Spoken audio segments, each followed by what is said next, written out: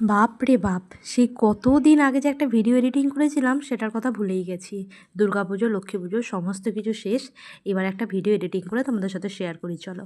রুই মাছের পাতলা ঝোল করেছিলাম। তার জন্য দুটো মশলা তৈরি করে নিয়েছিলাম। একটা হচ্ছে টমেটো, কাঁচা লঙ্কা আর একটা হচ্ছে জিরে, ধনে আর আদার পেস্ট করে নিয়েছিলাম। এবার রুই মাছগুলোকে নুন, হলুদ মাখিয়ে সর্ষের তেলের দিয়ে কড়াইয়ের মধ্যে ভালো লাল লাল করে ভেজে নিয়েছিলাম।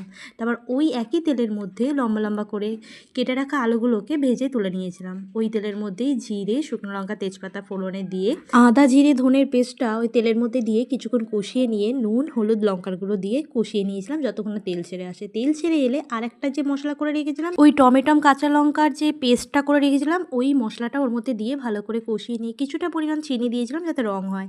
ওটাকে কষিয়ে নেওয়ার পর ভেজে রাখা আলুগুলোকে মশলার মধ্যে দিয়ে আবার কিছুক্ষণ কষিয়ে নিয়েছিলাম। মশলা কষিয়ে এলে পরিমাণ মতো জল আর কিছুটা কাঁচা লঙ্কা চেরা আর কিছুটা ধনেপাতা কুচি দিয়ে আলুগুলোকে ঢাকা চাপা দিয়ে সেদ্ধ করে নিয়েছিলাম।